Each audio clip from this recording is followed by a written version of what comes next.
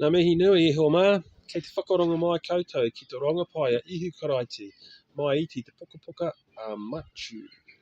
Greetings friends again, it's great to be with you. You're listening to another gospel reflection coming to us from the book of Matthew this week, Matthew 20 verses 17 to 28.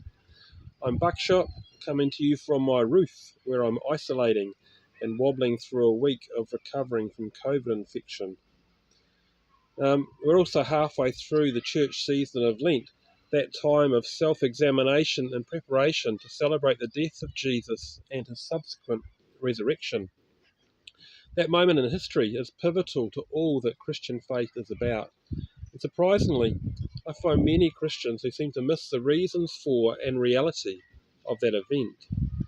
Our disciples on the road today, heading to Jerusalem with Jesus, have not grasped yet the magnitude of what and where Jesus is heading either. But in their defence, they are still learning what the good news of Christ's kingdom really is, as it is so counter to what they have grown up with. They're slow learners, and sometimes we are too. Today is the third time that Jesus has taken them aside privately to explain clearly that he is going to suffer and die in Jerusalem at the hands of the powerful.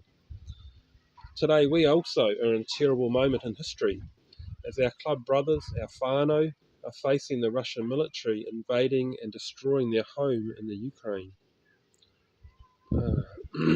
Although this is not such a unique situation, because war is actually raging in a number of other places around the globe too. And also across the West, we seem to be engaged in some kind of culture war at the moment, with violence erupting on our streets regularly. Even in Wellington 2 weeks ago, with the mandate protesters removed from Parliament forcefully, we saw violence we hadn't seen for a long time in our country. Now, these same realities were reflecting life in the Palestine that Jesus lived in too. We can pick up the threads of Roman violence from the Gospels easily, and also the threads of the rich structuring things so that the poor struggled to eke out a living. The good news of Christ today was that there was a way to change society for the better without using violence and force. I truly feel deeply for our Ukraine friends facing tanks, missiles and incredible destruction. It must be awful to be there right now.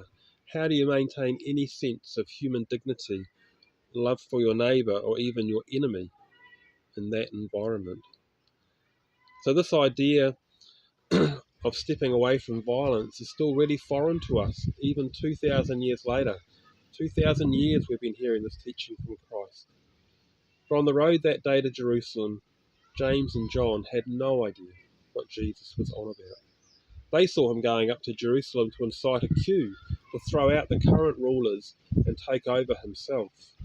So they thought it was great if they could get some cabinet positions in his new government, despite 3 times Jesus having said by now, I am going up there to die, to suffer at the hands of the leaders.